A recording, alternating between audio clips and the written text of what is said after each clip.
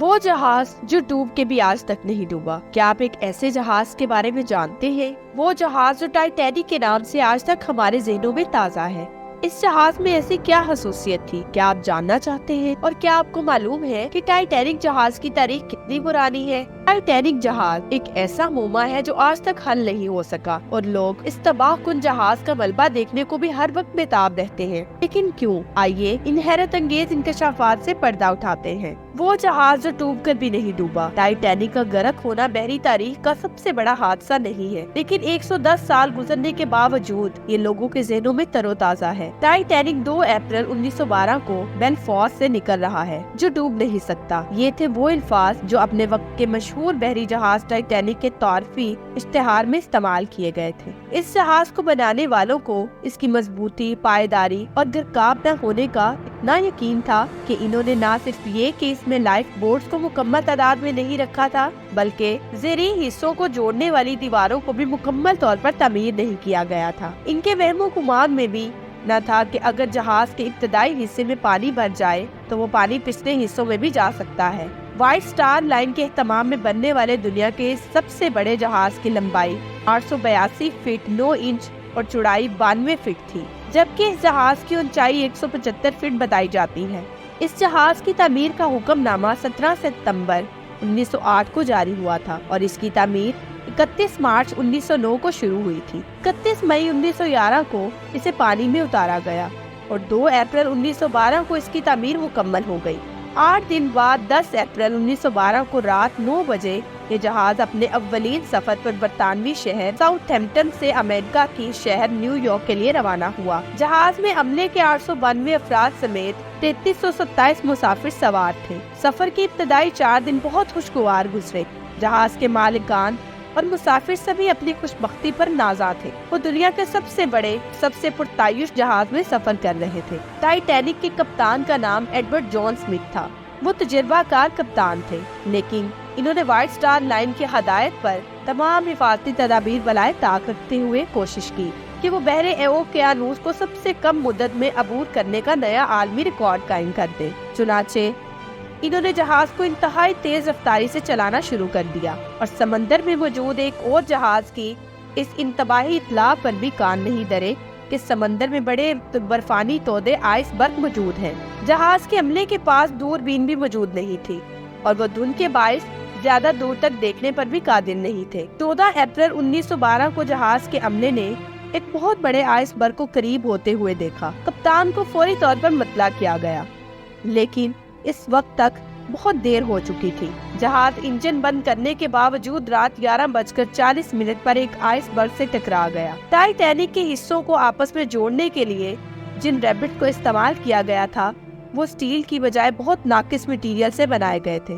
جہاز کے آئس برگ سے ٹکراتے ہی یہ ریبٹ ٹوٹ گئے، اور سمندر کا شوریدہ پانی تیزی سے جہاز میں داخل ہو گیا۔ جہاز کا انجن بند ہونے کے بعد مسافروں کو بھی احساس ہوا کہ کچھ گڑبڑ ہے۔ کیونکہ جہاز کے زیریں حصے میں حفاظتی دیواریں نہیں بنائی گئی تھی، اس لیے تھوڑی ہی دیر میں پانی پورے جہاز میں پھیل گیا۔ پانی بھرنے سے جہاز کا اگلا حصہ اتنا بھاری ہو گیا کہ جہاز ڈوبنا شروع ہو گیا، اور صرف 3 گھنٹے میں 2 ٹکڑے ہو کر سمندر میں ڈوب گیا۔ جہاز میں صرف 20 لائف بورڈز تھی، جو مسافروں کی تعداد کے حساب سے بہت زیادہ کم تھی۔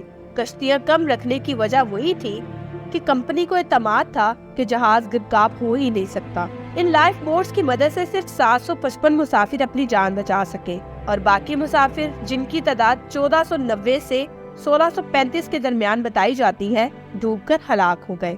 زندہ بچنے والوں میں جہاز کا مالک بروس اس میں بھی شامل تھا، جو خواتین اور بچوں کو ڈوبتے جہاز میں چھوڑ کر ایک کشتی کے ذریعے جان بچانے میں کامیاب رہا، مگر اس خود غرضی پر وہ زندگی بھر نفرت کا نشانہ بنا رہا۔ اسے ٹائٹینک کا بزدل کہا جاتا ہے۔ اس کا انتقال 1937 میں ہوا۔ جہاں تک کپتان کی بات ہے تو وہ عملے کے افراد کے ساتھ خواتین اور بچوں کو بچانے کی کوشش میں مصروف رہا۔ वो आखिरी आदमी था जिसने जहाज से छलांग लगाई, मगर खुद अपनी जान नहीं बचा सका। टाइटैनिक में जरूरत से कहीं कम लाइफ बोट्स रखी गई थी। इसके अजीम जज्बे को खराज तहसीन पेश करने के लिए इसका मुजस्समा बरतानिया के शहर लिचफील्ड, स्टैफर्डशायर के बीकन पार्क में नस्ब किया गया है। कप्तान स्मिथ ने इस मौके पर मदद के लिए SOS का सिग्नल भी दिया। यहाँ इस बात का जिक्र बेमहल न होगा कि ये पहला मौका था जब मदद के लिए SOS के सिग्नल का इस्तेमाल किया गया। टाइटैनिक से कुछ ही फासले पर 3 बहरी जहाज मौजूद थे, जिनके नाम टेनक्रिफ्ट, कारपीथिया और माउंट टेम्पल थे। मगर इन तीनों जहाजों ने टाइटैनिक के सिग्नल पर फौरी तवज्जो नहीं दी। सुबह के वक्त कारपीथिया टाइटैनिक तक पहुंचने में कामयाब हो गया, मगर उस वक्त तक टाइटैनिक मुकम्मल तौर पर गिरकाब हो चुका था। कारपीथिया का अमला सिर्फ लाइफ बोट्स में सवार मुसाफिरों और अमले के अरकान की जान बचाने में कामयाब हो सका। 73 वर्ष बाद 1 सितंबर 1985 को मुहिम जुओं की एक टीम ने बहरे ओकियानोस की तह में तकरीबन 2.5 मील की गहराई में टाइटैनिक की बाकियात को तलाश कर लिया, जिसकी वजह से नए इंकशाफात हुए। इन बाकियात की तलाश के लिए माहिरीन एक अरसे से जुस्तजू में थे, मगर हर मर्तबा नाकामी इनका मुकद्दर बनती थी। 1985 में एक मुहिम जो डॉक्टर रॉबर्ट बेल्डर की क़यादत में एक मुहिम इन बाकियात की तलाश में भेजी गई, जिसने बहरे ओकियानोस में तकरीबन 12,000 फीट की गहराई में इन्हें दरियाफ्त कर लिया। इस दरियाफ्त के नतीजे में बाद तकलीफ दह हक़ाइक़ भी सामने आ गए। वो ये कि जिंदगी और मौत की इस तवील कश्मकश में भी समाजी और इक्तसादी तकसीम को मद्देनजर रखा गया। जहाज के अमले ने तीसरे दर्जे के मुसाफिरों को डेक के नीचे आखिरी वक्त तक बंद रखा, क्योंकि लाइफ बोट्स पर पहले दर्जे के मुसाफिरों को हक मुकद्दम समझा गया था। तीसरे दर्जे में सफर करने वाली 169 औरतों में से 81 हलाक हो गई, जबकि पहले दर्जे में सवार 143 औरतों में से सिर्फ 4 हलाक हुई, जिनमें से 3 वो थी जिन्होंने अपने शोहर का साथ तर्क करना कबूल नहीं किया था। 1997 में टाइटैनिक के मौजू पर एक जबरदस्त फिल्म बनाई गई, जिसने मकबूलियत के तमाम पिछले रिकॉर्ड तोड़ दिए। ये फिल्म जेम्स कैमरॉन ने बनाई थी और इसमें मरकजी किरदार कीट विंसलेट और लियोनार्डो डिकैप्रियो ने अदा किए। ये दुनिया की पहली फिल्म थी जिसने बॉक्स ऑफिस पर $1 अरब कमाने का एजाज हासिल किया था। ये एजाज 12 साल तक कायम रहा। इस फिल्म को 14 शोबों में ऑस्कर अवार्ड दिए गए, जिनमें से 11 में से इसे कामयाबी मिली। टाइटैनिक के मौजू पर लातादाद किताबें भी तहरीर की गई है, जिनमें इस हादसे के एक एक पहलू को महफूज किया गया है।